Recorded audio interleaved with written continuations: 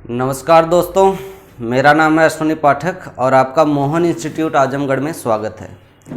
जैसा कि कल हमने बताया था कि गणित के बेसिक्स के बारे में बताया था कि गणित को हम कैसे हल करेंगे, कैसे उसके प्रश्नों को समझेंगे। तो आज उसी श्रृंखला में ये दूसरा लेक्चर है इंट्रोडक्शन के बाद।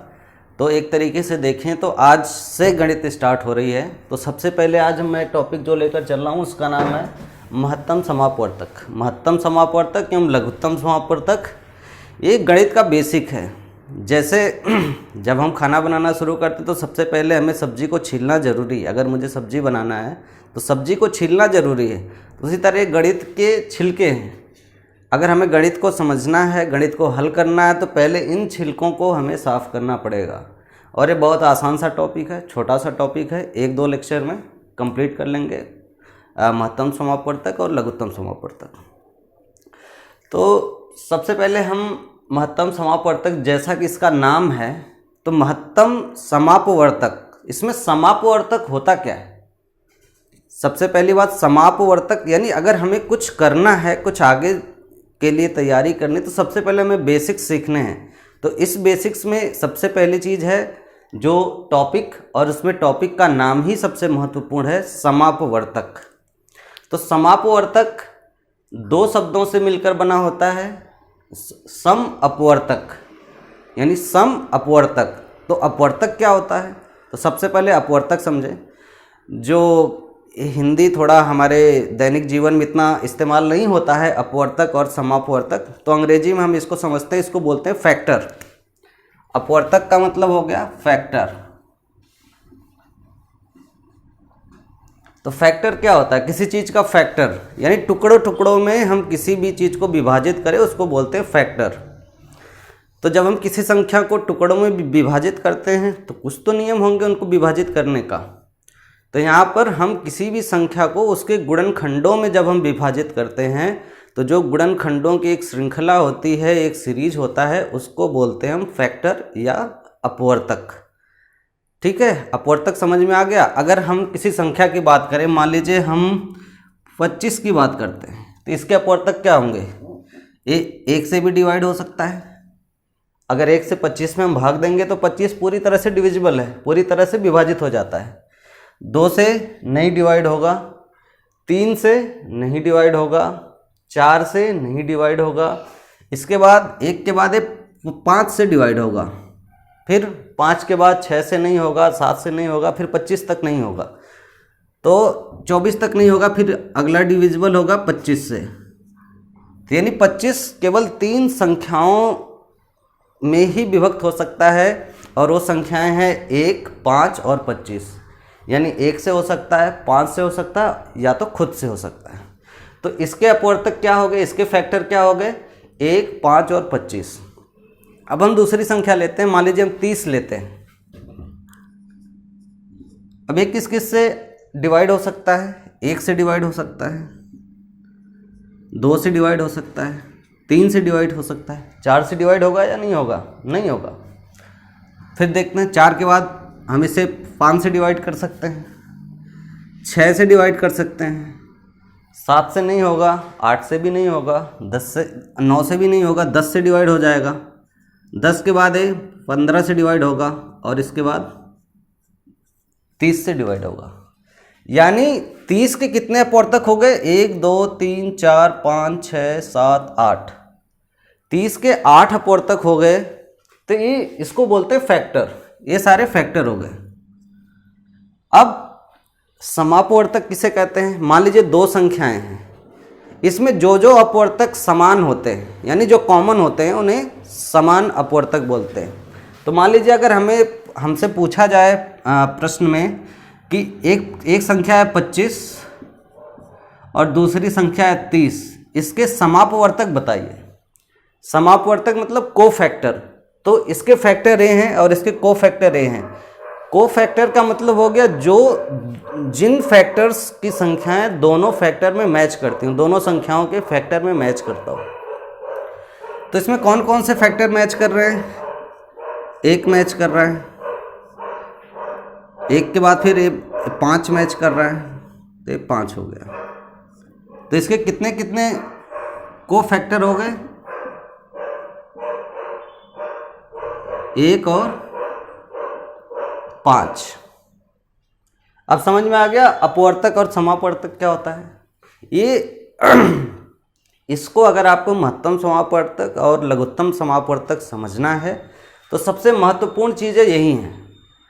महत्तम समापवर्तक उसके बाद आता है। जब तक आपको इस बेसिक के बारे में जानकारी नहीं रहेगी आप हमेशा ही महत्तम समापवर्तक में फंसेंगे।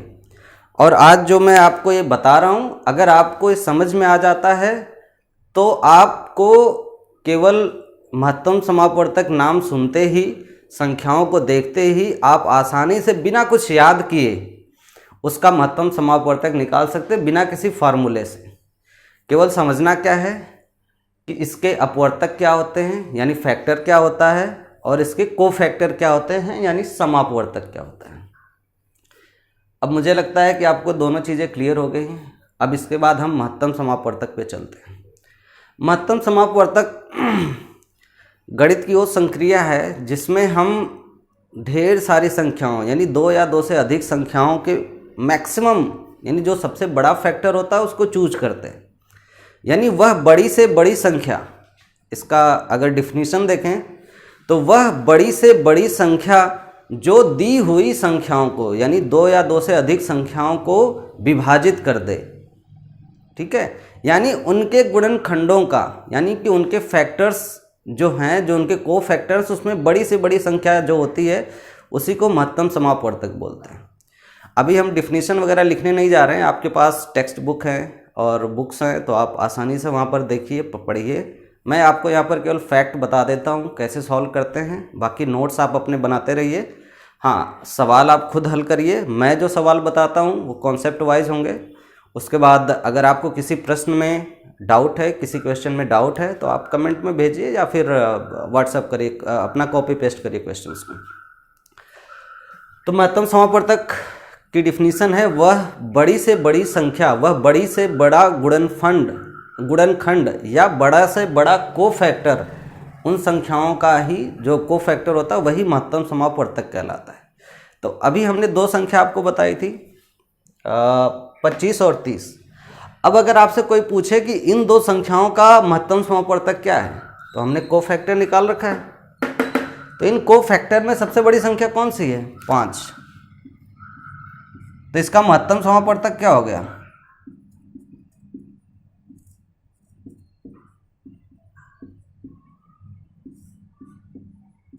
यानी 25 और 30 का महत्तम समापवर्तक 5 हो गया। बहुत सिंपल सा है। अब ये हमें मालूम कैसे चला? इसके लिए 2 विधियां होती हैं गणित में, 2 संक्रियाएं हैं। उन 2 संक्रियाओं से हमें रूबरू होना जरूरी है। ये तो बेसिक था, बेसिक हमने आपको बता दिया कि अपवर्तक और समापवर्तक, लेकिन इनके फैक्टर्स निकालें कैसे, इनको हम कैसे निकालेंगे? तो उसके लिए 2 विधियां हैं। एक है गुणनखंड विधि और दूसरा है भाग विधि।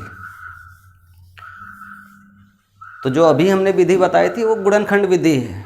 उसमें कोई अलग से नियम नहीं है, केवल आपको जो संख्याएं दी हुई हैं उनके गुणनखंड निकालने यानी छोटे छोटे फैक्टरों में डिवाइड करना है। अब उनको कैसे डिवाइड करते हैं उसको सीखते हैं। मान लीजिए कोई संख्या दी हुई है, मान लीजिए 3 संख्याएं दी हुई हैं 12,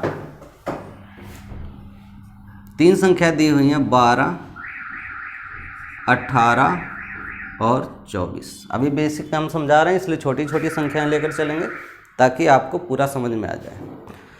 तो इन छोटी छोटी संख्याओं का पूछ रहा है इसका महत्तम समापवर्तक क्या है। इसके महत्तम समापवर्तक क्या होंगे? तो महत्तम समापवर्तक हमें जानने के लिए क्या करना है? इसके फैक्टर्स करने हैं यानी गुणनखंड विधि। गुणनखंड विधि में हम क्या करेंगे? इनके फैक्टर्स करेंगे। तो चलिए सबसे पहले हम 12 का फैक्टर करते हैं। 12 किससे डिवाइड होगा? 1 से डिवाइड होगा। और किससे डिवाइड होगा? 2 से डिवाइड होगा। और किससे डिवाइड होगा? 3 से भी डिवाइड होगा। और किससे डिवाइड होगा? 4 से डिवाइड होगा। और किससे डिवाइड होगा? 6 से डिवाइड होगा। और इसके बाद खुद से डिवाइड होगा। ठीक है, इतना क्लियर हो जाएगा। मुझे लगता है क्लियर हो रहा है आसानी से आपको। उसके बाद 18 का हम लिखते हैं गुणनखंड।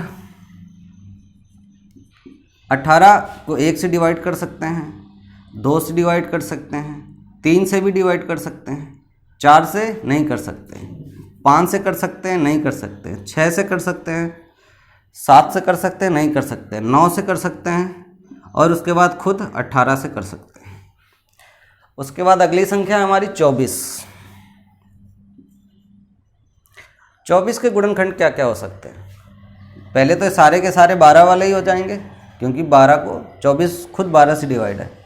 फिर भी हम निकालते हैं, 1 से डिवाइड हो जाएगा, 2 से डिवाइड हो जाएगा, 3 से डिवाइड हो जाएगा, 4 से डिवाइड हो जाएगा, 6 से डिवाइड हो जाएगा और 8 से डिवाइड हो जाएगा। उसके बाद 12 से डिवाइड हो जाएगा, उसके बाद 24 से डिवाइड होगा। अब हमारा प्रश्न क्या है, इन 3 संख्याओं का महत्तम समापवर्तक क्या है? तो हमारी डिफिनीशन यही है कि गुणनखंडों में जो सबसे बड़ा गुणनखंड होगा और तीनों में कॉमन होगा, वही इसका महत्तम समापवर्तक होगा। तो सबसे बड़ा गुणनखंड क्या कॉमन है? 1 है लेकिन ये छोटा है, 2 भी कॉमन है लेकिन ये भी छोटा है, 3 भी कॉमन है, ठीक है, देखते 3 से बड़ा और कोई कॉमन है, 4 इसमें नहीं है तो नहीं होगा। 4 के बाद 6 यहाँ है, 6 यहाँ है और 6 यहाँ। 6 से बड़ा कोई गुणनखंड 12 है, 12 इसमें नहीं है, 12 यहाँ है। तो अभी हमें तीनों संख्याओं में कॉमन क्या मिल रहा है? 6। ठीक है, बहुत सिंपल है। तो हमारा गुणनखंड जो हमारा कोफैक्टर है वो क्या है? 6 है। तो 6 कोफैक्टर में सबसे बड़ा कोफैक्टर क्या है? 6 है। तो 6 ऐसी संख्या है, बड़ी से बड़ी ऐसी संख्या है जो इन तीनों संख्याओं को डिवाइड कर देगी। 12 को भी डिवाइड करेगी, 18 को भी डिवाइड करेगी और 24 को भी डिवाइड करेगी। 6 से बड़ी कोई भी संख्या नहीं है जो इन तीनों संख्याओं को डिवाइड कर सके, इसलिए इसका महत्तम समापवर्तक क्या होगा? 6 होगा। इसीलिए इसको बोलते हैं हाईएस्ट कॉमन फैक्टर, HCF। महत्तम समापवर्तक को इंग्लिश में क्या बोलते हैं? Highest common factor. और इसमें हाईएस्ट कॉमन फैक्टर क्या है? हाईएस्ट तो इसमें 12 है, इसमें 18 है, इसमें 24 है, लेकिन कॉमन क्या है? जो तीनों में हाईएस्ट है वो 6 है। यानी हमारा HCF क्या हो गया? हाईएस्ट कॉमन फैक्टर क्या हो गया? 6 हो गया। This is very simple. तो हमारे जो महत्तम समापवर्तक है उसका बेसिक ये है कि हमें सबसे पहले उसके कॉमन फैक्टर निकालने पड़ेंगे, यानी अपवर्तक और समापवर्तक। और इन समापवर्तक में जो सबसे बड़ी संख्या होगी, चाहे जो भी संख्या हो, जो सबसे बड़ी संख्या होगी वही उसका महत्तम समापवर्तक होगा। और एक और चीज़ है, सवाल में बहुत ज़्यादा डाउट्स क्रिएट करते हैं, वो मैं आपसे डिस्कस करूँगा, क्योंकि इतना सिंपल सा सवाल एग्ज़ाम में नहीं आते हैं। ये तो तीसरी, चौथी या 5वीं क्लास में अगर पढ़ाते होंगे महत्तम समापवर्तक, तो उसमें जो बेसिक्स फंडामेंटल्स होते हैं उसको समझाने के लिए ऐसे सवाल देते हैं। और मैं आपको ये सवाल बता रहा हूँ, और ऐसे सवाल एग्ज़ाम में नहीं आएंगे तो आपको क्या फ़ायदा है ऐसे सवाल करने का? बस एक ही फ़ायदा है कि पहले आप अपना कॉन्सेप्ट क्लियर करिए। अभी हमें स्कूल में मैथ्स पढ़े हुए बहुत दिन हो गए। अगर आप ह्यूमैनिटी बैकग्राउंड से है तो आपको मैथ्स पढ़े हुए बहुत दिन हो गए। मुझे लगता है कि कम से कम 10 साल हो गए होंगे। तो 10 साल में आपको बेसिक्स जो होती है मैथमेटिक्स की वो थोड़ी सी वीक हो गई होगी या भूल गए होंगे। तो अभी हम उसको फिर से पुनर्जीवित करते हैं। पुनर्जीवित करने के लिए हम क्या करते हैं? हम उन छोटी छोटी चीज़ों को लेकर चलते हैं जो छोटे छोटे बच्चों को पढ़ाया जाता है। तो उन छोटी छोटी चीज़ों से आपके सारे डाउट्स क्लियर हो जाएंगे। और यानी अभी हम नींव में छोटे छोटे पत्थर भर रहे हैं, फिर बड़ा महल भी बनाएंगे और फिर बड़े बड़े जो धुरंधर क्वेश्चंस आते हैं एग्ज़ाम में जो जल्दी सॉल्व नहीं होते, उसे भी हम आपके साथ करके दिखाएंगे। और बहुत ही आसान है, अगर आपको बेसिक समझ में आता है तो आप आसानी से कर ले जाएंगे। अभी देखिए, अभी मैंने आपको याद करने के लिए कुछ नहीं बताया, केवल बताया कि हाईएस्ट कॉमन फैक्टर, यानी जो को फैक्टर होते हैं उसमें जो सबसे बड़ी संख्या होती है केवल उसे हमें पकड़ना है। यही महत्तम समापवर्तक है, यानी बेसिक्स यही है। अब इस बेसिक्स के साथ इसको हल कैसे करें? ये तो छोटी संख्या है, हमें पता है कि हम जल्दी जल्दी हमें याद है, हमने इसके गुणनखंड कर दिए। तो इस जटिलता को दूर करने के लिए गणित में एक और विधि बनी है, उसको बोलते हैं भाग विधि। तो भाग विधि में हम महत्तम समापवर्तक कैसे निकालते हैं अब मैं आपको दिखाता हूँ यहाँ पर। इसी प्रश्न को मैं भाग विधि से हल करके बताता हूँ।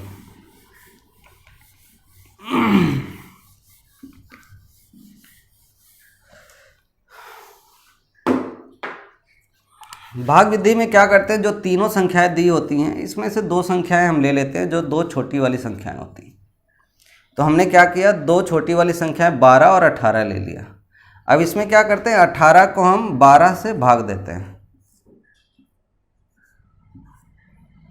मुझे लगता है कि भाग देना आप सभी लोगों को आता है, इसलिए अब मैं भाग कैसे देते हैं नहीं बताऊंगा।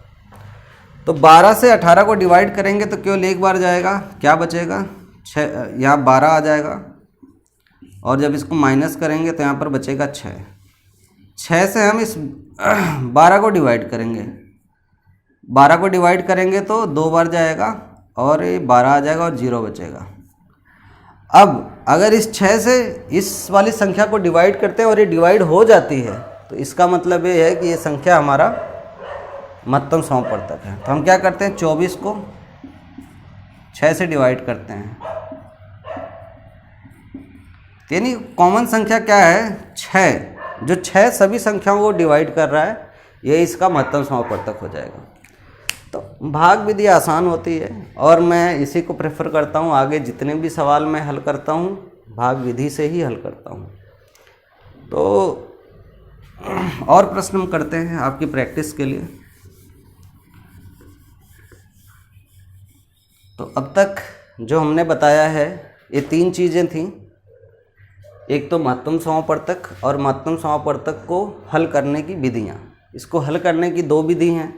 एक गुणनखंड विधि है जिसमें हम संख्याओं को छोटी छोटी संख्याओं में ब्रेक करते हैं, तोड़ते हैं, उनके फैक्टर्स निकालते हैं और फैक्टर्स निकालने के बाद उन संख्याओं में जो उनका हाईएस्ट कॉमन फैक्टर होता है उसको हम चूज करते हैं, उसको हम देखते हैं और जो हाईएस्ट कॉमन फैक्टर होता है वही इनका महत्तम समापवर्तक होता है। उसके बाद हम भाग विधि देखें। भाग विधि में क्या करना है, उसमें छोटी संख्या को लेकर बड़ी संख्या में जो दूसरी बड़ी संख्या होती है उसको भाग देते हैं और तब तक भाग देते हैं जब तक कि 0 ना आ जाए।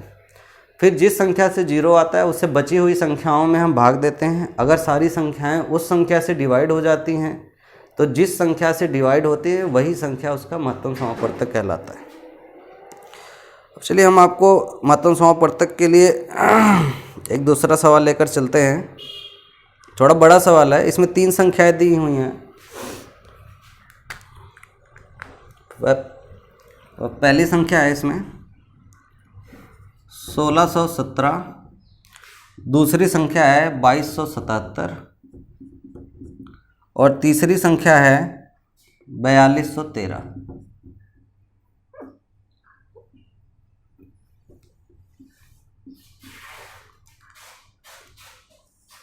अब आपको लगा होगा कि इतने जल्दी मैं इतना बड़ा संख्या क्यों ले लिया, क्योंकि आप बच्चे थोड़े नए हैं, आप तो बड़े हो गए ना।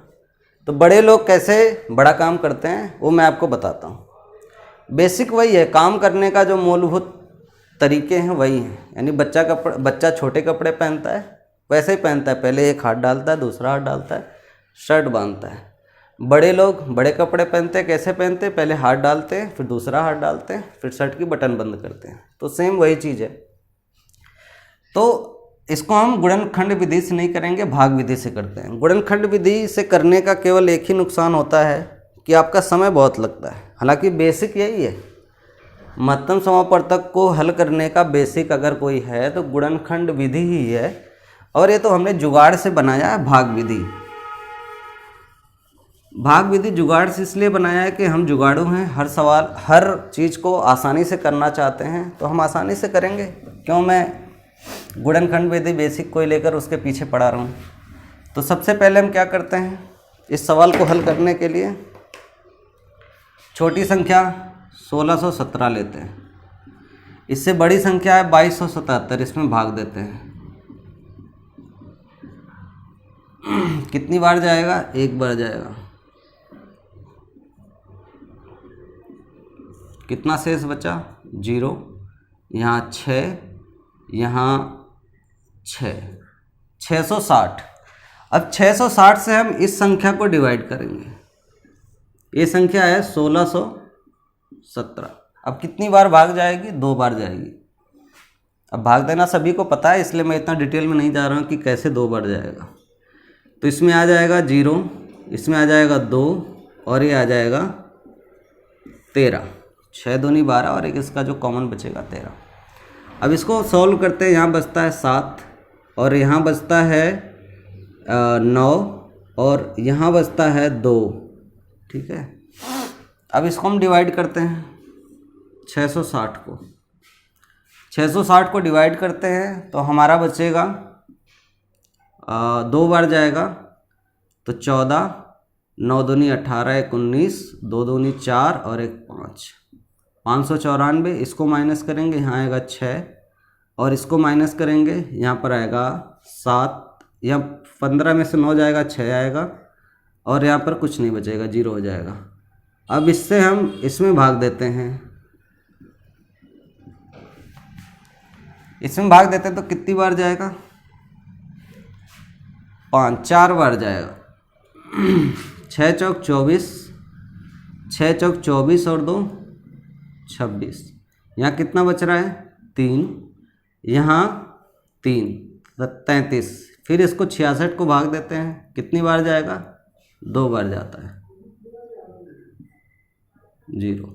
यानी 33 वो संख्या है, वो बड़ी से बड़ी संख्या है जो इन दोनों संख्याओं को डिवाइड कर देगी। यानी इनका 1617 और 2277 का को फैक्टर जो हो गया मैक्सिमम यानी हाईएस्ट को फैक्टर क्या हो गया? 33। इन दो संख्याओं का मैक्सिमम को फैक्टर क्या हो गया? 33। यानी अगर अब इस 33 से हम इस संख्या को भाग देते हैं 4213 को, अगर 4213 का भी डिवाइड होने के बाद शेषफल 0 बचता है तो इस संख्या का मैक्सिमम, इस संख्या का महत्तम समापवर्तक यानी जो मैक्सिमम हाईएस्ट को फैक्टर रहेगा वो 33 रहेगा। आइए करके देखते हैं, देखें होता है या अभी नहीं होता है। फिर इस संख्या को हम डिवाइड करते हैं 33 से। सबसे पहले 1 बार जाएगा, बचा कितना? 9। फिर 1 को हमने नीचे बुला लिया। फिर 2 बार जाएगा, 6 और 6। कितना बचेगा? यहाँ बचेगा 5 और यहाँ बचेगा 2, 25। और यहाँ से 3 को हमने नीचे उतारा।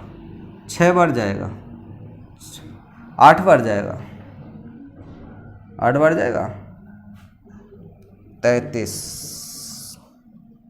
नहीं, 8 बार नहीं जाएगा। 8 त्रिक 24। अब इसको 7 बार जाएगा तो 7 त्रिक 21 और 7 त्रिक 21 और 2 23। कितना बचा? 2 और यहाँ से कितना बचा? 2 22। अब देखिए, अब हमने यहाँ पर इनका हाईएस्ट कॉमन फैक्टर क्या था? 33। लेकिन अब हमारा यहाँ शेष बच रहा है 22। तो अब हम क्या करेंगे? यानी तो हमारा यानी हाईएस्ट कॉमन फैक्टर उन दो संख्याओं का तो 33 था, लेकिन जब तीसरी संख्या के साथ उसको उसका मेल करके को फैक्टर निकालेंगे तो उसमें 33 ना आकर 22 आ रहा। अभी भी 22 नहीं आ रहा है, मतलब 22 आ सकता है। तो अब हम क्या करेंगे? 22 को फिर इस जो हमारा डिविजिबल है इससे हम भाग देंगे। तो 22 से भाग देते हैं हम किसको? इस 33 को यहाँ पर लेकर आएंगे क्योंकि हमारा ये शेष बच गया। और शेष से भाग देते हैं किसको? जिससे हम भाग देना शुरू करते हैं। ठीक है, तो यहाँ भी सेम वही फार्मूला लगाएंगे और 22 से इसको भाग देंगे तो कितनी बार जाएगा? 1 बार जाएगा, 22 आएगा, बचेगा कितना? 11। अब 11 से हम 22 को भाग देंगे, 22 को भाग देंगे तो कितनी बार जाएगा? 2 बार जाएगा और 22 कैंसिल हो गया, क्या बचा? 0। तो 0 किस संख्या की वजह से आया? 11 की वजह से आया। यानी 11 ऐसा कॉमन फैक्टर है जो तीनों में सबसे बड़ा है। यानी ये ऐसा एक डिजिट है जो जब तीनों का हम गुणनखंड करेंगे इन तीनों संख्याओं का तो उसमें सबसे बड़ा जो कॉमन फैक्टर आएगा, जो को फैक्टर में सबसे बड़ा कॉमन फैक्टर आएगा वो आएगा हमारा 11। यानी 11 ही इसका जो है HCF यानी महत्तम समापवर्तक इसका क्या होगा? 11 होगा। अब आपको मुझे लगता है क्लियर हो गया कि भाग विधि से कैसे हल करते हैं। भाग विधि क्या, जटिल से जटिल सवालों को हम छोटा कर देते हैं। अब मैं इसका एक ओवरव्यू दे देता हूँ, भाग विधि कैसे किया। सबसे पहले हमें तीन संख्याएं दी गई कि इसका महत्तम समापवर्तक ज्ञात करना है। तो इसमें क्या करते हैं, सबसे पहले हम दो छोटी संख्याओं को चूज करते हैं। इसमें संख्या कुछ भी हो सकती है, 1 2 3 4 5 6 10 संख्याओं का भी महत्तम समापवर्तक आप इससे निकाल सकते हैं। किसी भी संख्या, कितनी भी संख्याएं, कितनी बड़ी हो कितनी छोटी हो, आप भाग विधि से निकाल सकते हैं और बहुत ही आसान होता है। लेकिन इसके लिए आपको भाग आनी चाहिए। अगर आपको भाग आती है तो आपके लिए सबसे आसान तरीका यही है कि आप भाग विधि से महत्तम समापवर्तक को निकालें। तो महत्तम समापवर्तक निकालने के लिए हमें यहाँ पर 3 संख्याएं दी हुई है। तो हमने क्या किया, भाग विधि को यूज किया। तो सबसे पहले दो छोटी संख्या, इन 3 छोटी संख्याओं में 2 छोटी संख्याएं हमने चूज की। ये दोनों छोटी संख्याएं हैं। तो जो सबसे छोटी संख्या है उससे बड़ी वाली संख्या को हमने भाग देना शुरू किया। तो जब हम इसमें भाग देते हैं तो हमारा जो शेष बचता है, जो रिमेन बचता है, वो 660 बचता है। तो 660 के बाद अब हम 1617 से इसमें भाग नहीं दे सकते। तो 660 से हम क्या करते हैं, 1617 को ही भाग देते हैं। यानी जिससे हम भाग शुरू में देते थे उसको हम शेषफल से भाग देते हैं और तब तक भाग देते हैं जब तक कि हमारा शेषफल 0 ना हो जाए।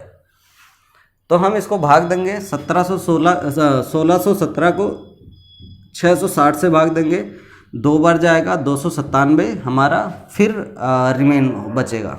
और एक बात और है, शेष हमेशा इससे छोटा होगा। अगर इससे बड़ा होता तो एक बार हम और डिवाइड कर सकते हैं। इसलिए जो हमारी संख्याएं होती हैं वो छोटी होती जाती हैं, यानी बड़ी, उससे छोटी, उससे छोटी, उससे छोटी, उससे छोटी, फिर उसके बाद यहाँ पर सबसे छोटी। तो जो सबसे छोटी संख्या और उसका डिवाइड करने के बाद शेषफल 0 बचता है, वही हमारा जो है महत्तम समापवर्तक होता है। तो यहाँ पर फिर हमने 297 से 2 बार हमारा गया, 66 शेषफल बचा। फिर 66 को हमने 4 बार, इसको 4 बार डिवाइड करने के लिए 4 बार हमने मल्टीप्लाई किया, तो हमारा बचा 33। तो 33 से फिर हमने 66 को डिवाइड किया, 66 को डिवाइड किया तो हमारा बचा 0, 2 बार गया तो ये हमारा 0 बचा। अब हमने क्या किया, ये तो हमारी 2 संख्याओं में हाईएस्ट कॉमन फैक्टर ये हो गया, लेकिन हमें 2 संख्याओं का नहीं, हमें तो 3 संख्याओं का चाहिए। तो हमारी तीसरी संख्या क्या है, 4213। तो हमने 4213 को इस कॉमन फैक्टर से हमने भाग दिया, तो हमारा 127 बार गया और उसके बाद हमारा रिमेनिंग बचा 22, यानी हमारा शेष 0 नहीं हुआ। तो इसलिए ये तो हमारा अब एचसीएफ नहीं है। 2 संख्याओं का तो है लेकिन 3 संख्याओं का नहीं है। तो हम क्या करेंगे, अब तीसरी संख्या का हमें निकालना है। तो अब हमारा 22 और इसका जो हमारा भाजक है उससे हम डिवाइड करने की कोशिश करते हैं। तो 1 बार जाता है, 11 बचता है। फिर 11 को हम 22 में डिवाइड करेंगे तो 2 बार जाता है और शेष 0 बचता है। तो 11 ही एक ऐसी संख्या है जो 11 ही एक ऐसी बड़ी से बड़ी संख्या है जो इन तीनों संख्याओं को पूरी तरह से डिवाइड कर सके। यानी अगर अब हम इनको गुणनखंड विधि से सॉल्व करेंगे तो इन 3 संख्याओं के जो अपवर्तक होंगे यानी को फैक्टर होंगे, उन अपवर्तकों में जो सबसे बड़ा फैक्टर होगा, जो सबसे बड़ा अपवर्तक होगा वो 11 होगा, जो तीनों संख्याओं के अपवर्तकों में समान होगा, तीनों संख्याओं के अपवर्तकों में कॉमन होगा। तो बस यही हमारा बेसिक है। बड़ी से बड़ी संख्या या छोटी से छोटी संख्या जो भी है उसको हम भाग विधि या गुणनखंड विधि से सॉल्व करके महत्तम समापवर्तक समझ सकते हैं। तो महत्तम समापवर्तक का आगे गणित में बहुत ज़्यादा इस्तेमाल नहीं होता है, लेकिन इस पर सवाल बहुत बनते हैं, क्वेश्चंस बहुत बनते हैं। उन क्वेश्चंस को हम आगे हल करेंगे लघुत्तम समापवर्तक के बाद। हाँ, उसके बाद यूपी टिट के जो पिछले साल प्रश्न पत्रों में जो सवाल आए हैं, परीक्षाओं में जो सवाल हैं, उनको भी हम हल करेंगे, लेकिन लघुत्तम समापवर्तक का टॉपिक ख़त्म होने के बाद, क्योंकि दोनों थोड़े थोड़े से आपस में रिलेटेड रहते हैं, क्योंकि दोनों को सम्मिलित करके ही एग्ज़ाम में क्वेश्चन बनते हैं और उसका एक रिलेशन भी होता है लघुत्तम समापवर्तक और महत्तम समापवर्तक का।